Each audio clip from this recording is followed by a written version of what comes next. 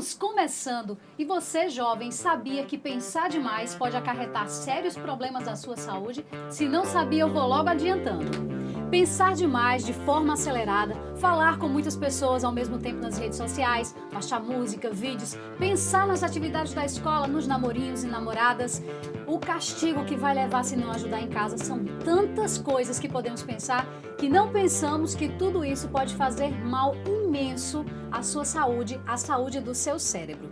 E é sobre este assunto que vamos falar aqui hoje com a psicóloga, que é a doutora Annelise Pereira. Ela que é formada em psicologia pela Universidade de Lisboa e também é professora da Universidade Federal de Campina Grande. Muito obrigada, doutora, por ter aceito o nosso convite. Seja bem-vinda ao Câmara Jovem. Obrigada, Sueli, pelo convite. Também fico muito feliz em estar aqui hoje.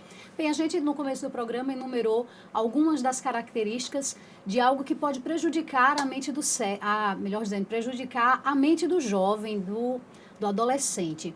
Isso é comum? Realmente pensar demais pode prejudicar? Bom, pensar demais nunca foi um problema, né? Desde que sabemos de nós mesmos, né? Nós sabemos de nós porque pensamos em nós, né? Então, pensar sobre vários assuntos faz parte do nosso dia a dia. A questão é que a síndrome do pensamento acelerado vem colocar que muitas vezes o indivíduo não consegue desacelerar, não é? Nos tempos atuais, é muito comum nós termos que estar, né, ligados a tudo e a todos ao mesmo tempo. Antigamente, a gente podia responder a um chamado algumas horas depois. Hoje em dia, cada vez mais é a imediato que é o que nos é solicitado. Então, essa síndrome, que não é uma doença, é bom dizer, essa síndrome diz respeito a um sintoma. Assim como febre não é uma doença, não é? Isso significa um sintoma de algo que vem anterior, que causou a febre. A síndrome do pensamento acelerado também não é uma doença. Não é? É um sintoma que vem vinculado ao transtorno de ansiedade. Então, a doença em si, digamos assim, a perturbação anterior é o transtorno de ansiedade. Então, o transtorno de ansiedade é o que gera o SPA, que seria a SPA, que é a Síndrome do Pensamento Acelerado. Esse é o nome para esse comportamento. Digamos que ela é o foco, não é, de um sintoma. Não é? A síndrome do pensamento acelerado é um sintoma, é um dos sintomas possíveis de um transtorno de ansiedade. Entendo. E as pessoas, elas têm a necessidade de pensar o tempo inteiro? É possível não pensar em alguma coisa o tempo todo? Não, é necessário pensar o tempo inteiro. Nós pensamos o tempo inteiro, não é? A questão é a velocidade que se impõe hoje em dia. Essa síndrome, ela foi estudada não em relação objetivamente aos adolescentes. O programa é para adolescentes. Mas a síndrome não foi inicialmente estudada com esse foco da adolescência. A síndrome foi estudada e foi começado a pensar-se sobre ela justamente em relação aos profissionais, tanto do jornalismo, não é? Tanto de escritores, profissionais da área de saúde, que têm a necessidade constante de estar atualizado com todas as informações que são cotidianas e são necessárias para o seu bom desempenho da profissão. Então, essa ansiedade de estar sempre atualizado com tudo que ocorre em todos os parâmetros é que iniciou-se o estudo em relação a esses sintomas, que é o quê? Imagine uma pessoa que vai ao fim da tarde, não é? Que é algo habitual de qualquer pessoa, já ir desacelerando, porque vai iniciando à noite, a não ser aqueles que trabalham à noite, não é? Mas é o normal, né? O normal é desacelerar no fim da tarde, não é?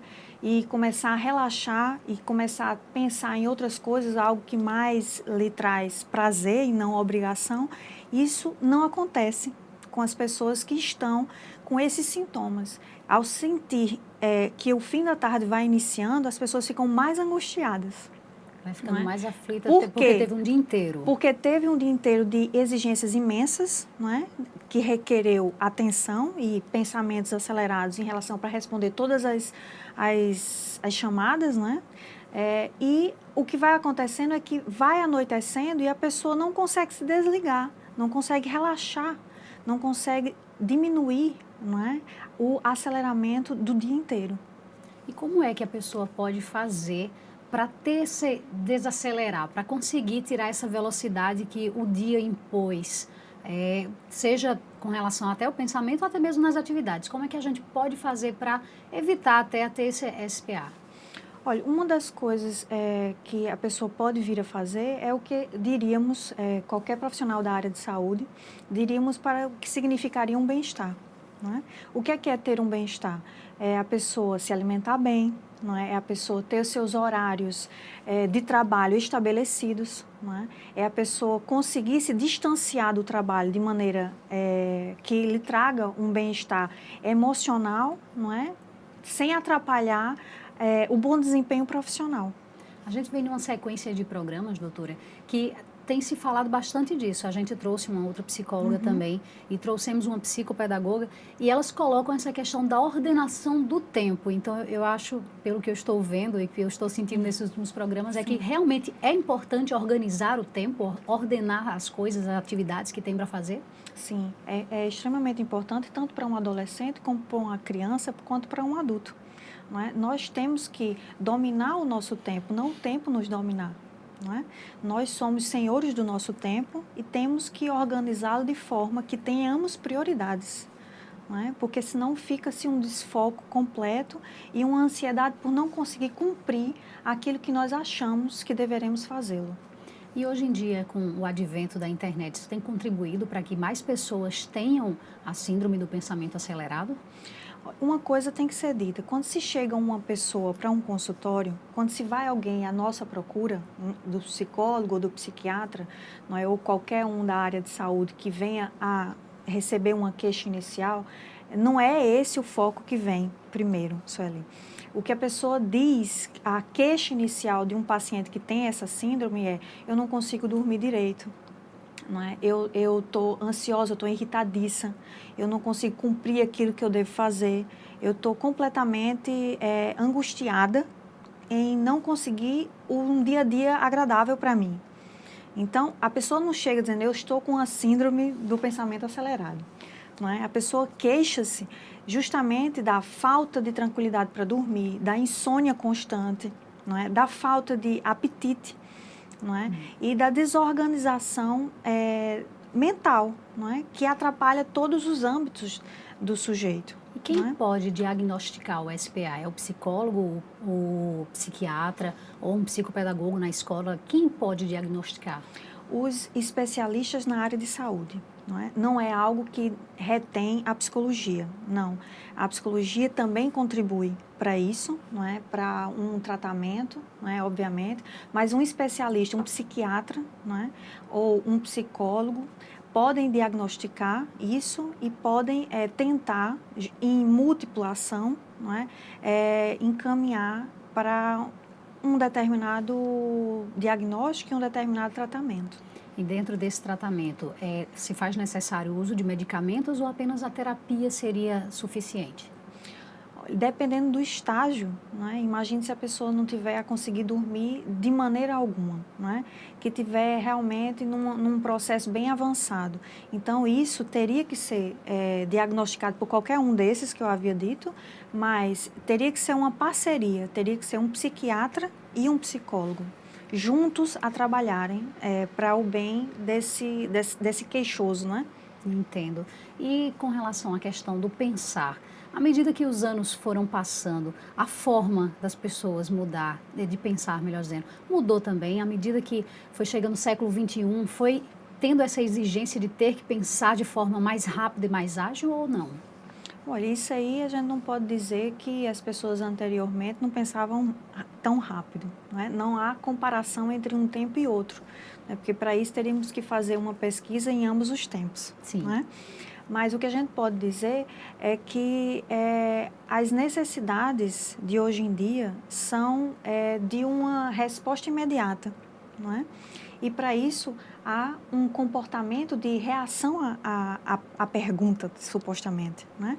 Então, isso cada vez vem acelerando de fato. Online, né? A gente pode falar com N pessoas ao mesmo tempo. Eu já tive pacientes no consultório, na altura que eu não morava aqui, que era uma grande gestora de uma empresa, que ela era responsável pelo leste europeu. Então, como eu morava em Lisboa e ela tinha que se treslocar, né? E os fusos eram diferentes, você imagina a angústia dela em desligar o telefone, né?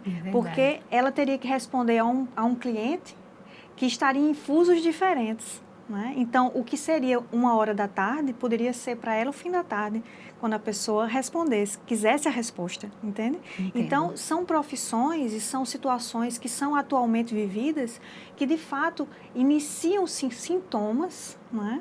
Que o ser humano começa a desenvolver a partir do contexto do qual ele está inserido.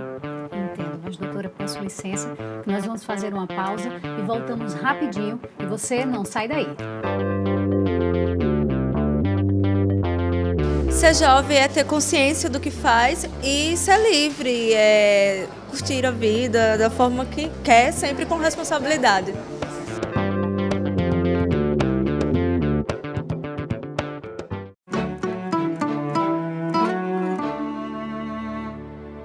Hoje eu resolvi cantar pra essa cidade que resolveu morar em mim e que me faz bem ver o sol nascer na mão, no mar, na areia, sentir o sanhal a correr na minha veia. Hoje eu resolvi cantar pra todo mundo que faz a cidade girar, acontecer, deixar nascer no coração as coisas boas e ver esse mundo girar em volta da lagoa. Nossa gente é feita de voz e a voz ressoa numa cidade feita de pessoas para as pessoas. Acesse joãomaispesoas.com.br. Câmara Municipal de João Pessoa. A Câmara de João Pessoa criou leis que favorecem você. Vem ver? O programa de combate ao bullying está em todas as escolas municipais. A rede municipal de ensino incluiu o tema Educação no Trânsito em suas atividades. E o programa de enfrentamento à violência contra crianças e adolescentes já é realidade. A cidade é feita de pessoas para pessoas. Acesse joãomaispesoas.com.br e conheça leis criadas pela Câmara Municipal.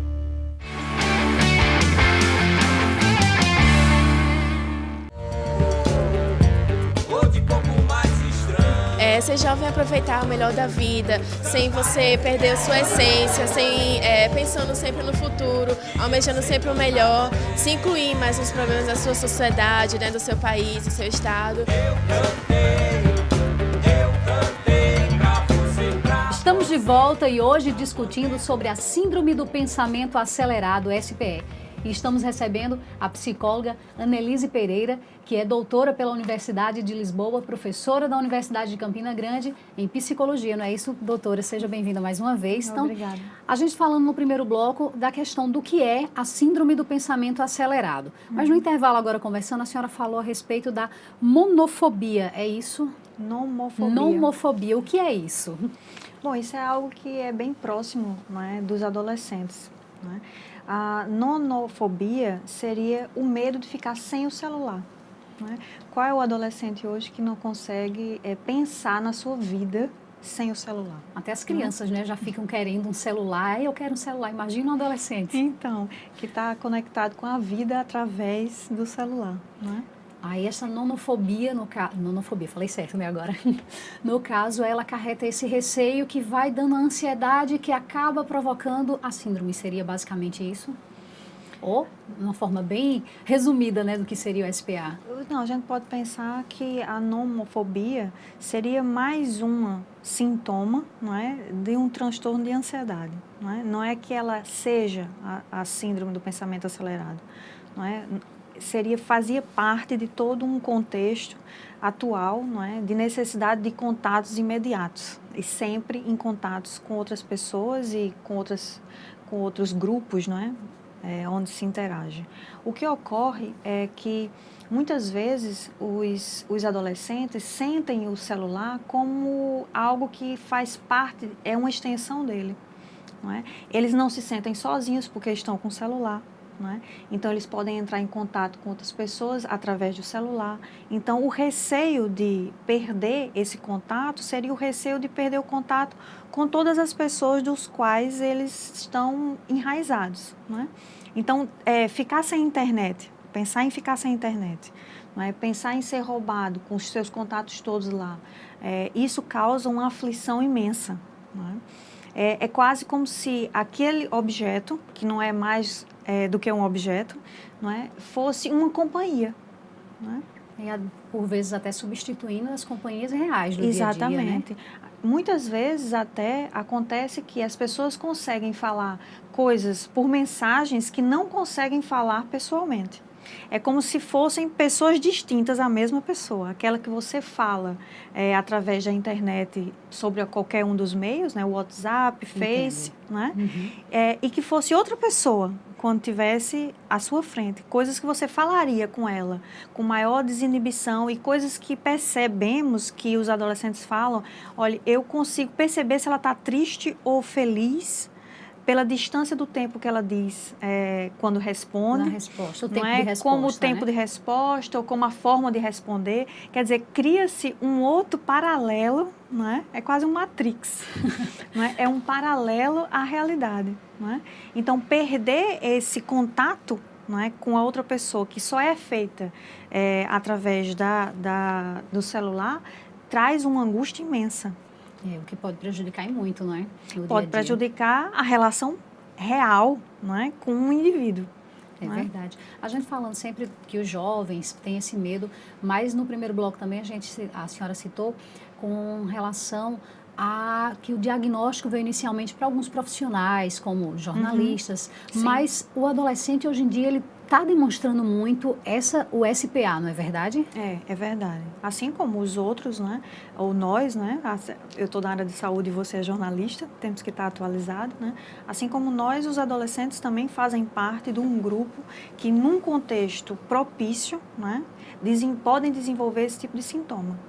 E isso é cada vez mais perigoso, né? Porque já crescem com, de certa forma, uma cobrança que ele mesmo acaba se fazendo e vai ser um adulto, muitas vezes, cada vez mais acelerado, cada vez mais com dificuldade de desenvolver uma concentração. Isso pode acontecer? Isso pode acontecer, mas sempre a gente tem que pensar, Sueli, que isso é um sintoma, é como se fosse a febre, entendeu? A gente tem que saber a causa. Né? Porque a gente está falando da consequência. Mas se é um transtorno de ansiedade, o que é que está atrás disso? O que é que ele faz, que faz com que isso desencadeie, entende? Entendo. Então, no caso, não significa que se você tem hoje a síndrome do pensamento acelerado, amanhã você vai continuar tendo ela. Se procurar uma ajuda, alguém que possa realmente contribuir para que seja detectado a causa daquilo, pode ser eliminado e você ter uma vida tranquila, normal, dormir bem à noite. Sim, digamos que se o sujeito se sentir incomodado, não é? Se o sujeito perceber que aquilo ali está influenciando diretamente no seu cotidiano e que está o incomodando, não é? Isso é o prioritário. Não adianta o pai dizer assim, olha, larga o telefone, você só vive com o telefone, você não faz nada sem esse telefone, janta com o telefone, vai para o cinema com o telefone. Quer dizer, não adianta o outro intervir, não é? Com uma autoridade, mesmo que perceba que o sujeito está perdendo o contato real, não é? Não adianta. Assim como qualquer outra questão de base psicológica, o que interessa é se o sujeito quer mudar, se o sujeito se sente de fato incomodado com aquilo, porque do contrário não há terapia. Não há nada que resolva. Não há o que se fazer. Tem que haver de partida o desejo do sujeito de resolver aquilo que o incomoda mais do que a aceleração do pensamento. Eu entendo. Existe alguma relação entre a SPA e a hiperatividade? A gente pode pensar que seria um outro sintoma, né? Imagina um sujeito que é hiperativo, que gosta de 1001 atividades, não é? O quanto esse contexto é propício, não é? Sim. Então, não é que a síndrome seja algo que seja hiperatividade. São coisas distintas, não é? Mas um hiperativo poderia dizer que teria muito mais à vontade para exercer, supostamente, essa síndrome. Então, no caso, a hiperatividade, ela não é não é o SPA. Os dois, Não. eles são distintos. São situações distintas. E qual seria a característica que mais difere um do outro? A hiperatividade, ela vem ligada muito ao comportamento de falta de atenção, não é? É muito falado na parte pedagógica, não é? É a criança que não consegue passar o tempo esperado atendendo a uma demanda, não é? Sim. Necessária para uma aprendizagem, não é? Já a síndrome diz respeito a um comportamento mais alargado, a uma necessidade de um contexto mais alargado, não é? Porque vai para além de uma situação pedagógica. E é muito comum as pessoas confundirem um com o outro? Acredito que sim, por quê? Porque essa síndrome vem sendo falada há pouquíssimo tempo, enquanto que a hiperatividade já é algo diagnosticado pela parte acadêmica, né, há bem mais tempo. E essa síndrome, ela é recente, o diagnóstico, ou é algo que realmente já acontece há muito tempo? É só um termo que está sendo utilizado para algo que está sendo percebido no meio acadêmico?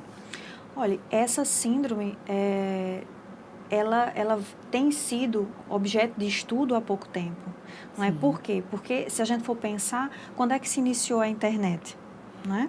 Quando é que se iniciou os telefones com esses tipos de aplicativos? Não é? Verdade. Quando é que se iniciou essa demanda de necessidade de resposta imediata? Não é? Eu não vou dizer a minha idade aqui, nem sou tortura, mas é claro que eu, na minha adolescência, tinha outro contexto que não era igual aos dos adolescentes de agora. É não verdade, eu também não vou dizer a minha idade não, Então. mas faz relação sim, porque se a gente voltar um pouquinho, no início dos anos 90, não era tão comum você ter um computador em casa com internet, era algo para poucos. No início dos anos 2000, aí já houve uma unificação, crescimento e um alargamento, né? Houve, digamos assim, uma expansão, né, com relação à informatização. E hoje, você, para qualquer lugar que vai, está com o celular na mão, que está conectado. Então, tudo isso fez com que fosse percebido, essa síndrome, fosse percebida essa mudança, até comportamental. Comportamental, com certeza, Sueli, você tem toda a razão. Isso é algo recente. Não é que um comportamento de pensamento acelerado é um mal, não é, de agora e que nunca houve, não é, algo semelhante em outros tempos.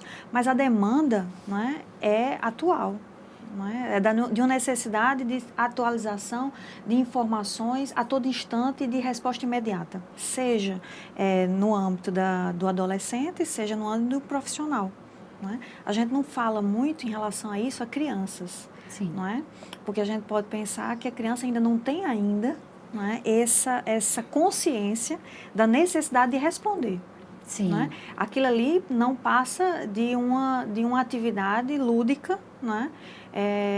Que causa fascínio, não é? Mas ela não tem necessidade de responder aquilo, enquanto que um adolescente e um profissional, ele sabe que ele precisa responder, porque se não responder tem alguma questão que vai sobrar. É verdade. E os pais dentro de casa? É possível eles perceberem alguns desses sintomas que gera essa ansiedade? Como é que o pai pode perceber e em que momento ele deve interferir de alguma forma nisso? O pai pode perceber se olhar para o filho. Tem muitos que não olham, né? Pois. Se olhar para o filho, vai perceber o contexto que ele está, o que é esperado se fazer naquele contexto, né? E a ausência mesmo estando presente. É a ausência na presença. Né? É a pessoa estar conectada com todos que estão fora e não com quem está ao lado.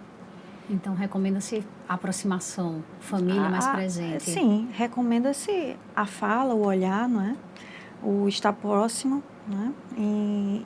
E o perceber o outro, não é?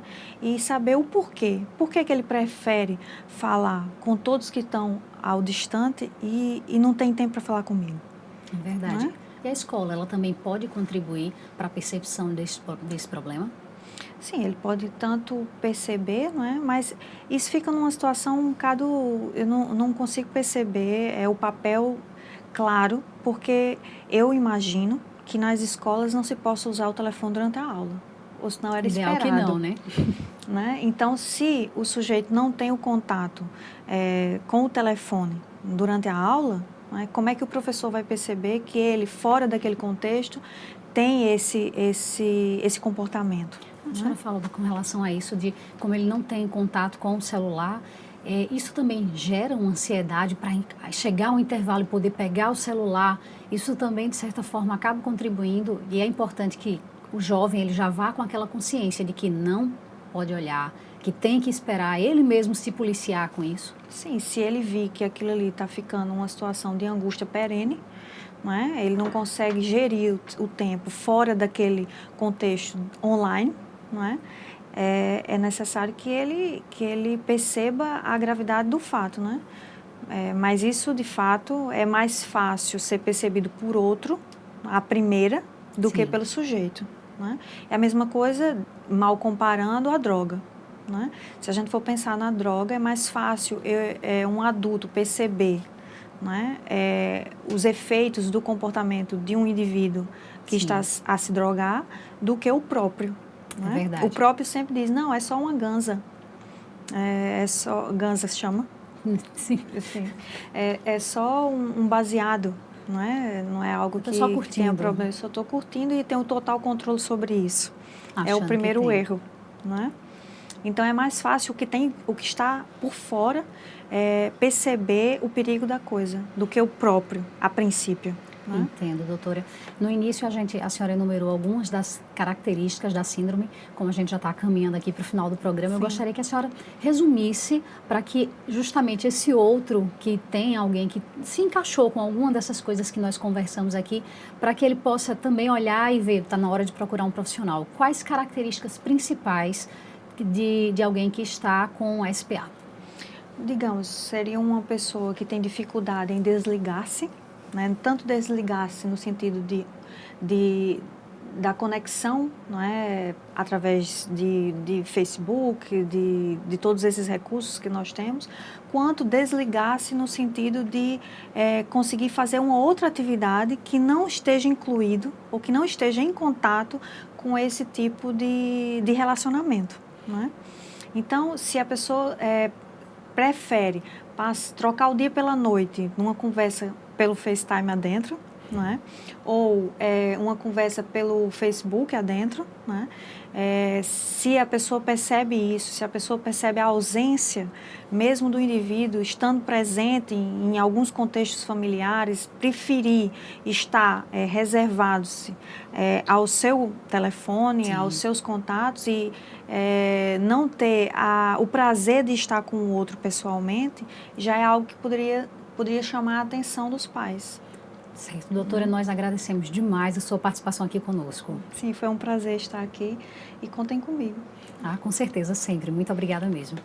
E o Câmara Jovem vai ficando por aqui. Obrigada por nos assistir e aproveite para seguir a gente no Facebook, tá? Que é o TV Câmara JP. E a trilha que acompanhou o nosso programa hoje foi Embolador, da banda Cabroeira. E como diria Augusto Cury, pensar é excelente, pensar muito é péssimo. Pense nisso, ficou ambíguo, né, doutora? Mas, enfim, você pense nisso agora, neste momento, e até semana que vem, quando a gente volta com o Câmara Jovem. Até lá! De pouco mais estranho, quero ver o embolador. De pouco mais estranho, canta coco rebolador, que eu sei cantar moderno. Canta coco rebolador, que eu sei cantar moderno.